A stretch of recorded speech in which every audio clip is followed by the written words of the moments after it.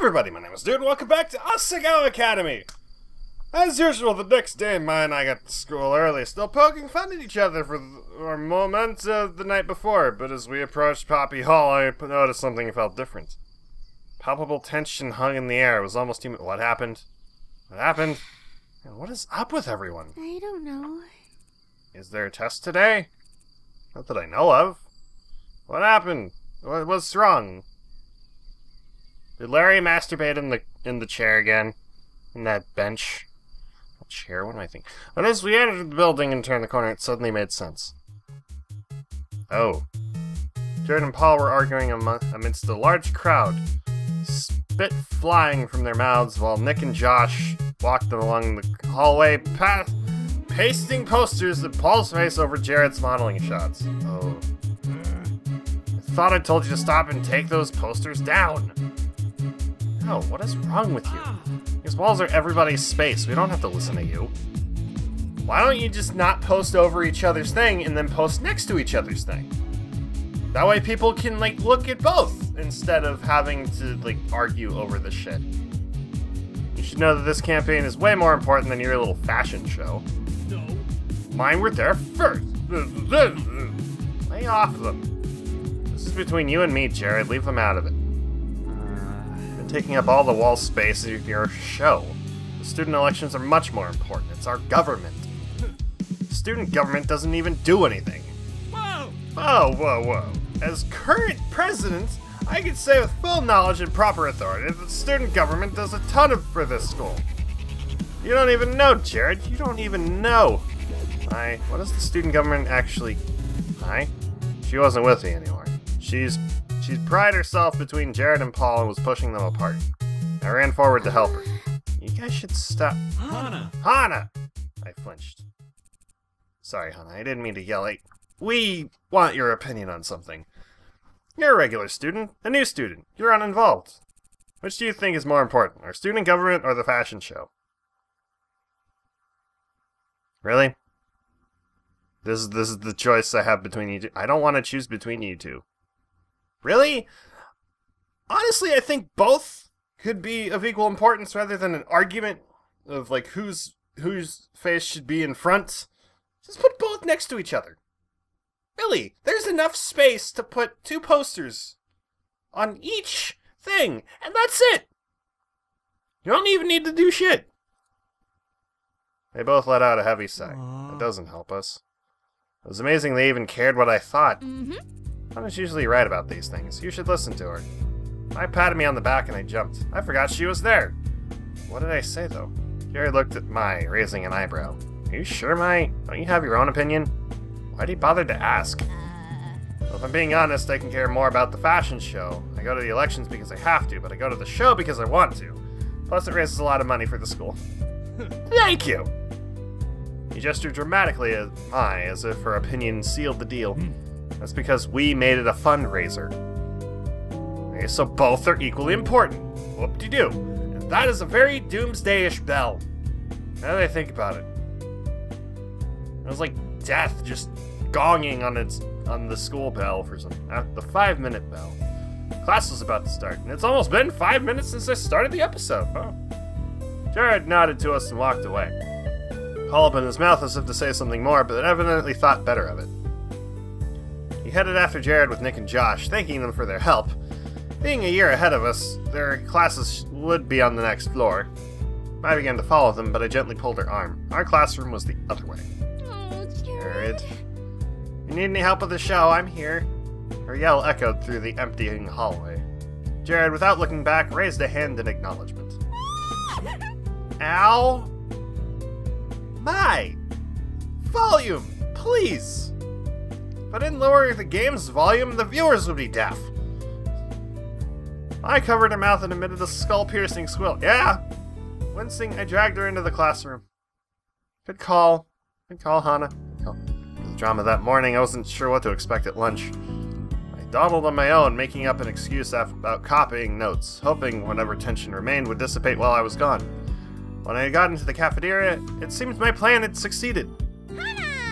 Hana, we saved a spot for you! Get over here! Yay! Cool. Spot. Seat. Yay. Mai sat at the normal boots table looking like she completely belonged. She waved for me to join her. I sat down next to her at the edge of the table. Josh was across from me. We made eye contact as I sat down, so I nodded slightly to him. He nodded back. I felt accepted. Hey, Hana, how was class? Hey. Thanks. PPG might have already told you, but we're working together on a project. It's going pretty well. I'm doing the Is that Gerard back there? In a shy moment of not wanting to look Nick in the eye, I glanced to the side and saw Gerard at the back of the cafeteria with someone I didn't know. Everyone turned to look. He's probably doing some trading. What kind of trading are we talking? Itty bitty kitty thing, or like card game thing? Because I would like to know either way. Whatever you're into, dude. I want to share the enthusiasm. So I bought a new drawing tablet the other day, hoping I could use it to make plans for my machine. Machine? Machine? What machine? Time machine? Gaming machine? What are we talking about? I want to know. Josh changed the subject and everyone started talking about that. I, however, kept my concentration on Gerard, who was holding a small figure. Little itty bitty kitty. Okay, so same with the girl he was talking to. Those what they were trading? Yes. Those are itty bitty kitties. They're really popular right now. I'm surprised you don't recognize them. They're kitty figures of all the different shapes and colors. I have a few myself. You know me, I'm hip to the know about these things. Sure. They're pretty cute, but they're kind of a little girl thing. So the equivalent to My Little Pony. Okay. Gerard is known as the completionist around here, and every time a new thing gets popular, he collects them all. I've never seen his collections, but I heard they're really impressive. I heard they're really impressive. Words. You have to be a dedicated person to do something like that. Completionist. Is that why he was so thorough when giving me a tour? Itty Bitty Kitty is the thing right now. And last year, too.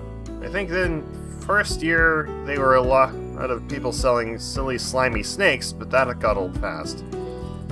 Well, still, everyone has a silly, slimy snake, except for women. Now that I think about it. Oh, they can get one! I'm gonna shut up now.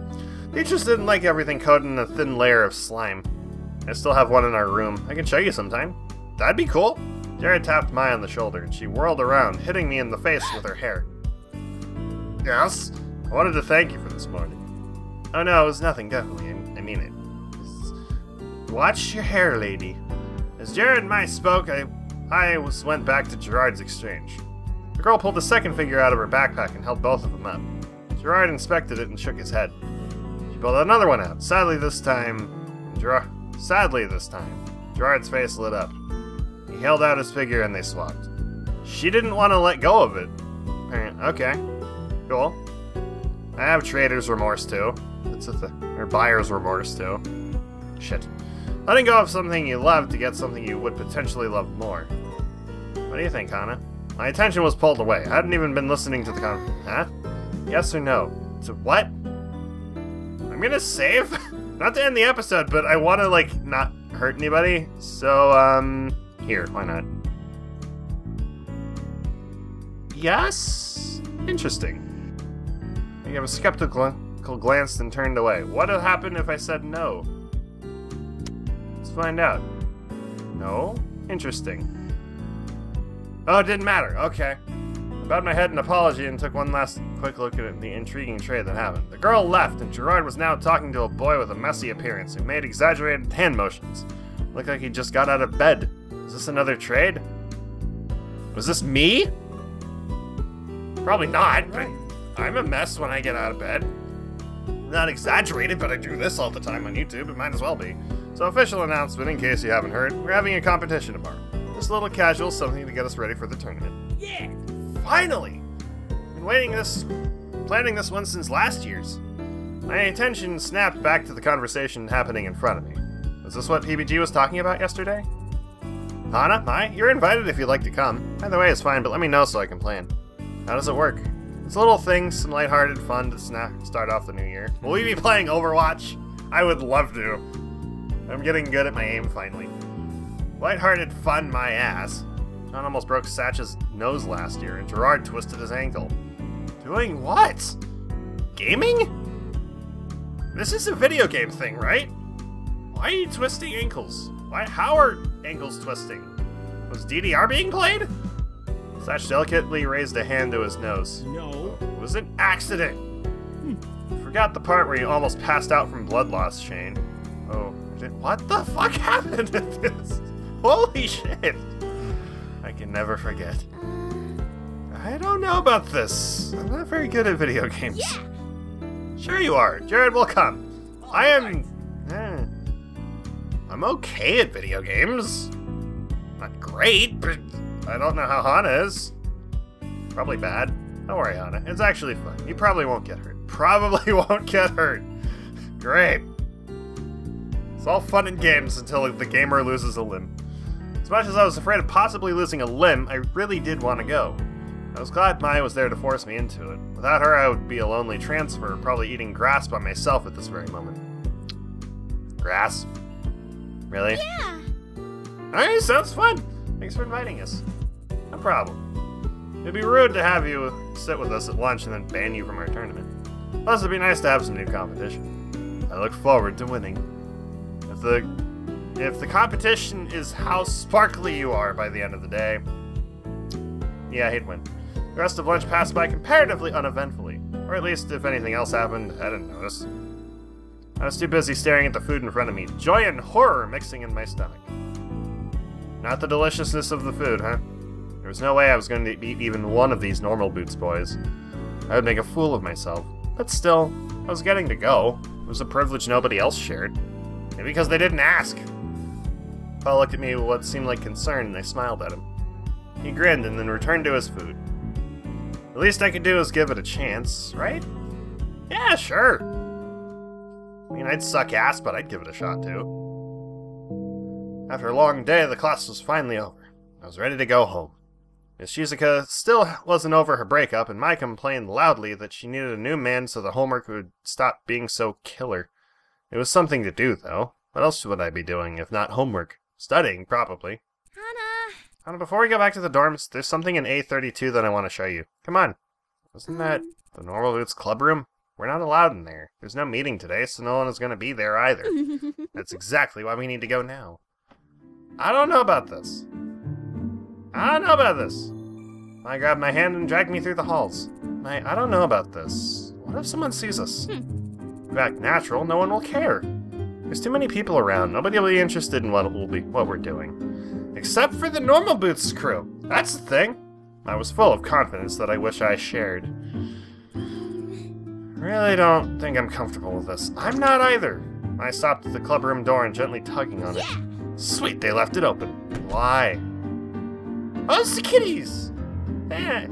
Oh, they're adorable. Especially the big one. That's like my cat, Kaylee. She's a black kitty. So she's adorable. I think I probably have a photo of it. Dude, put it up. There. She pulled me into the club room and shut the door behind us. It's in here. Here was a storage closet at the very back of the room, a plain white cabinet. She stopped short of the door, looking expectantly at me. I tugged on the knob, expecting it to be locked with all the storage closets were. The knob didn't move, confirming my suspicions. Relief swept through me. Okay, cool, it's locked, let's go. But we wait till another day, or never. Oh, I know it's locked. That's why I have these. She pulled a shiny chain of keys from her pocket, eyes sparkling. I'm gonna walk away now. What? Shizuka's keys? Who gave you those? No one. I'm borrowing them for a little bit. No harm done. Mai, this is a terrible idea, and you should not be doing this. Just a thought. I'm gonna be the voice of reason here and say this is a terrible idea. We should walk away. Pretend we saw nothing. Maybe hug the little itty-bitty kitty thing. So that I want to hug my cat now. She's not in the room. Otherwise, I'd probably be doing that right now. She fiddled the door handle, going through key after key. I am seriously uncomfortable with this. Someone is bound to find out. They always do. Finally, there was a small click and the lock relented. Don't worry, Hana. I'll protect you. I don't think that's gonna be enough. I opened the closet and a light shone down directly onto its contents. Yay! There they are! There they are! There they are! What? In my utter bewilderment, there sat luminescent golden boots resting on a velvet pillow, encased in a glass box. What are these? I stepped closer to the case. I was about to put my hand in the glass, but stopped inches before, wrought with guilt. We shouldn't be here. We really shouldn't. These, Hana, are the boots. The boots. It's the symbol of the Normal Boots Club. This is their club room, after all. I'm telling you, these guys don't mess around. Is it made of gold? Real gold? It must have cost a fortune. I'd say they're solid gold. Only worth 100,000 yen or so. But to really make sure, don't. No. We've already done way too much, Mai. Don't. Don't do it. If I could stop her as she opened the glass. Oh, fucking hell. Mai, be careful with that. I grabbed the boots from underneath just in case she dropped them. Good thing, too, because they were heavy. The gold was cool and hard to the touch. These boots were definitely not wearable, and anything but normal. Mai bounced them up and down, weighing them with her hands. Her arms flexed as she did so. I suddenly realized why her pats on the backs hurt so much. Volleyball made her strong. Bingo. Yep, definitely solid gold. Mimi lied to me. They said they were gold-plated. I didn't believe her, so I had to check. So you dragged me along instead of her. This display of wealth made my stomach turn. Where they saw a symbol, I saw months of food for my father and I. 100,000 yen just lying in a closet protected by a single poorly guarded key. Might not be a big deal to the students with rich parents, majority of the academy, but it was more than disturbing to me. And me. What the fuck would you waste 100,000 yen? That's like $1,000. Fuck, dude. Why would you waste $1,000 on a trophy for your school club? Yes, you. I wanted you to experience this with me. Silhouetted by the warm glow of the spotlights, Mai smiled at me. That smile almost made me feel okay being here without permission. Almost. I'm not okay with it.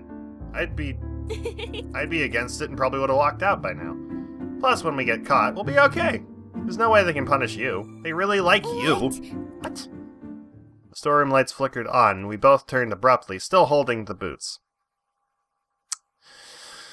We're in trouble. Hi, Shane. Shane stood in the doorway. Maybe not that one. You. What are you doing here? That case is supposed to be locked. Well, it was locked. Hi! Shane. We're really sorry, Shane. We heard the boots were kept in here and we were curious, that's all. No harm done, right?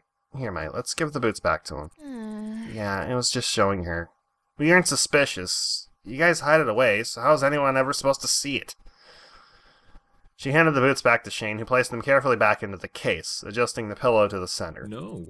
We hide it from people who aren't in the club, like you. The case clicked shut. Shane, I'm sorry. Do not come back here. Get out of my sight. But I am containing my anger now. Your continued presence is making it even more difficult. I gulped. Mai and I dashed out the door. Shane slammed the door behind us. Do you think he's going to tell the rest of them? I really hope not. I might have ruined my reputation with them. Sorry. I think you mean I might have ruined your reputation with them. Threw her head back and laughed, not quite grasping the consequences of her actions. You'll be fine. I'll even be fine. They're students just like us. It's not like we stole it. But Shane, he was really angry. It's just an act. Don't worry about it. Hana, I said I would protect you, right? Her words seemed genuine enough, but I had a hard time believing her. It was almost as if she planned for us to get caught. Okay. Good. Now let's head back to the dorms. That competition is tomorrow, and I do not plan on losing due to lack of sleep. Something tells me we're not... Yeah. Would they even let us participate after what we just did? Yeah, I don't think so. I hummed happily as she skipped down the hall, somehow impervious to my anxieties. Heart heavy, I followed her. Only time will tell. Something tells me it's gonna go horribly, horribly wrong, and we're not gonna ever see the tournament. Saturday dawned bright and harsh. The cloudy light outside mirrored my gloomy mood as I quickly dressed and woke up Mai. Mai, it's time to get up. Why? Video game competition, remember? We're playing Stupendous Stomping Sisters today. Mario Brothers! Yay! Assuming they let us in. Mai, you're an idiot. Mai shot straight up out of her bed. Oh my god, Jared! I can hang out with Jared today! No, I don't think you can. Something tells me you're not gonna do it. She catapulted from the top of her bunk bed and sprinted out into the hallway. What? Okay. That was intense. I heard crashes and shrieks as she massacred the other girls to get into the bathroom. Oh my god, did you murder them? That's brutal. Okay, Maya's not only an idiot, but pretty metal. Yo, the sun slowly rose through the window. Everything would be just fine, right? I don't know. Soon Maya returned, fully dressed and raring to go. Come on, Hana, let's go. She grabbed my hand and dragged me out into the campus commons. Her incessant tugging hurt, but I followed her silently. Even more strangely, she wasn't talking either. Our nerves had gotten the better of us both. Are those anxieties finally creeping up on us? We wandered the halls of the boys' dorm, making our way to 402. The dormitory smelled awful, like stale Dorito chips. Oh god. How about rancid Mountain Dew and stale Doritos? Is that a thing that happens? I wondered how I never noticed it and realized this was the first time I came on a weekend. Rather than wandering campus all day for classes and clubs, most people were sleeping in or hanging out in their rooms. I slowed down and as we climbed the stairs, staring at the floor. The closer we got, the slower we progressed. We opened up the 4th floor door and crossed the hall. Finally, we stood in front of PBG and John's door. Oh boy. You should knock. What? Me? You should knock. You got here first. Yeah, but you're their friend. You know them better. You've got pink hair. Is there a problem, ladies? We both froze. Sense of ham wafted through... Ham? Oh, Jared. Ham? Ham? Ham? Jared, why are you smelling like ham? What did you do? Good morning. Hello, ladies. Hi. Is there something wrong with the door? We were arguing with it. We didn't want to wake them up, in case they were still sleeping. Jared let out a low-throated laugh. I don't think they'd mind having you wake them up. Maya's eyes almost rolled into the back of her head. Here, allow me. He leaned between us and tapped on the door. He was surprisingly tall, and being some 10 inches shorter than him, he towered over me. He looked down at me and winked. The door flew open. Hey. Hey guys, glad you could make it. Hi. We'll be a bit squished in here, but it's better than nothing. What, we're gonna get the classroom this year? Hi, Shane. I jumped. Shane stood behind me, expressionless. Didn't even see him come in. Yeah, turns out Hidden Block decided to book it for the same day. Wonder what for. John snorted somewhere in the background. I'm not sure your room is better than nothing. Oh, Shane with the zingers. That wasn't a zinger. You just gonna stand outside or are you gonna come in? So, they're okay with it? They're okay with it. No bads? Step through the threshold, fully entering PBG and John's room. Boy territory. We were out of our element. I had never been in the room before, and she glanced at the walls, shelves, and desks like a manic squirrel. Duck Hunt? Atari? And I think that might be a background of the... Was it the Friend Zone podcast? I don't know. Her eyes gleamed as and I had the sneaking suspicion she was making note of what she saw for her own nefarious purposes, though what they were I had no idea. Rather, I didn't want to know. And if we get involved in breaking into another room, I'm not taking part of it. What's up? Come on, go on, take a seat anywhere. I looked to my left and saw boxers lying on a desk chair. Blood shot into my face. Were they... used? PBG followed my gaze and turned red. Well, okay then. Pigsty. Do they have pigsties in England? Everything in America is derivative from England. But we're in Japan. Shane looked at me blankly. And we're so unlucky the Wii U. The OU has 8-player stomp. I'm excited to crush you, Shane. John sucks. I don't think that's going to happen. Hey! Hello? Guess who's here? Gerard entered without knocking, a bright smile on his face. Hold on. Oh What? man, Shane got here before me? And got to say JonTron sucks before you did. Did you fail to see me leave? Yeah, whatever. I was hoping you were in the bathroom or something. Brought extra controllers. Yay! Does nobody knock around here? No. No, why would we? Be polite? Pfft, girls and their ridiculous social constructs. What? An intricate knock clattered I pointed towards the door in defiance. See? Someone knocks! Good morning. In his satch. Yay. Hello, I brought bagels. Figured we didn't want a repeat of last bagels. Bagels? Bagels are cool. What do we got? Butter? Peanut butter? Cream cheese? I haven't had a cream cheese bagel before. Only butter and peanut butter. That's awesome. Ah, that's my husband. Husband. What? You're perfect. You're the best partner anyone could ask for. You are truly the best of us. Can't you just ask for one normally? No. I brought enough for everyone. Jared leaned in against his head against Satch's shoulder, then turned to whisper in his ear. I knew I could trust you. Okay, well then. Everybody pick a place to sit. We'll hand out bagels and then we'll get started. I scuttled to the one side of the room against PBG's bed next to mine. We'd been sitting with them at lunch, but it wasn't until just now that I realized how crazy having all the normal Boots guys in one room could be. 9 adolescent men in one room, not to mention all friends, all part of the same club. Their personalities mingled in different ways, and I almost couldn't focus over the myriad of inside jokes, shouting voices, and flailing limbs. That is, until the character selection screen came on. Blink of an eye, the controllers were gone. PBG glanced over at me and noticing that I didn't have one, offered me his. No, really, I'm not good at these kind of games. There's no way you're worse than me, or Jimmy for that matter. Seeing as he didn't want to take no for an answer, I grabbed the controller and selected my character. Turby. He was cute and bouncy, even though he didn't seem super powerful. He looked like an easy enough character for a beginner to grasp. Although there was something in the eyes and beak that seemed a little, Is everybody ready?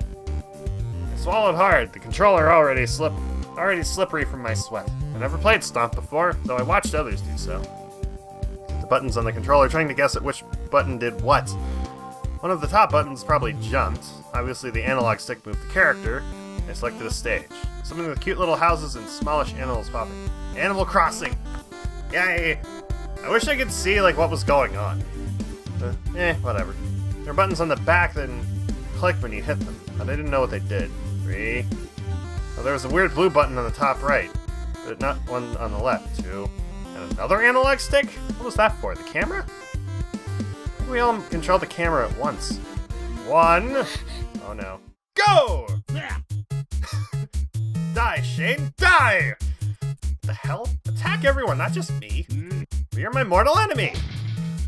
Gosh, what was that for? I wasn't even fighting you. You were wide open and death awaits for no one. You're next.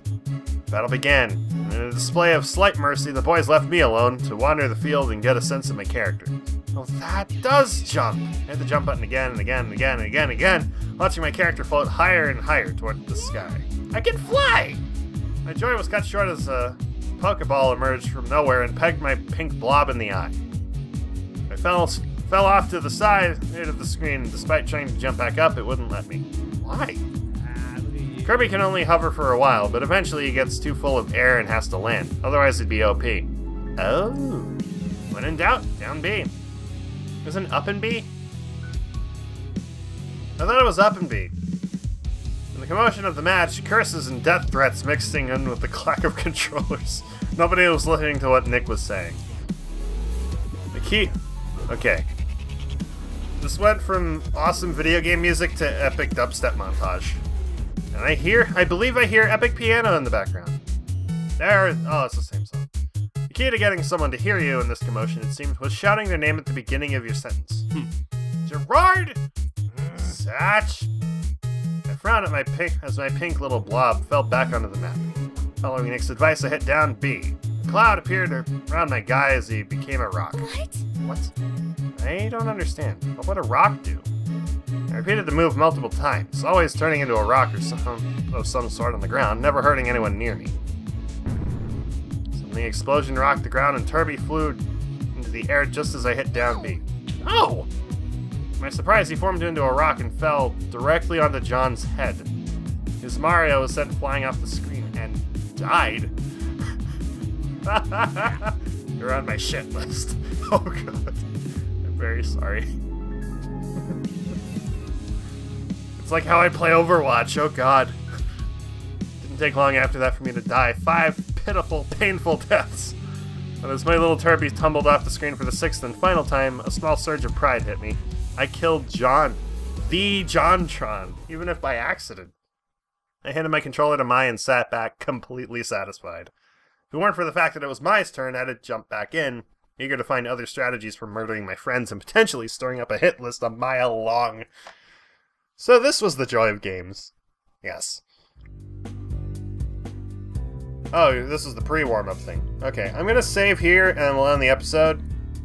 Just, we'll get into the tournament next time. Anyway, thank you guys for watching. I hope you enjoyed. Leave a like if you did. Subscribe for more. Let me know what you think in the comments below. Thank you to T-Counter Show and Leviel for supporting me on Patreon this month. And I'll see you guys in the next video. Bye-bye! Can you not do that, Rayman? I'm pretty sure that's an illegal thing. You're not supposed to do that around what looks to be children. But I need the lamp, don't I? I need the lamp, though. This provides a light source, too, so maybe it'll be fine.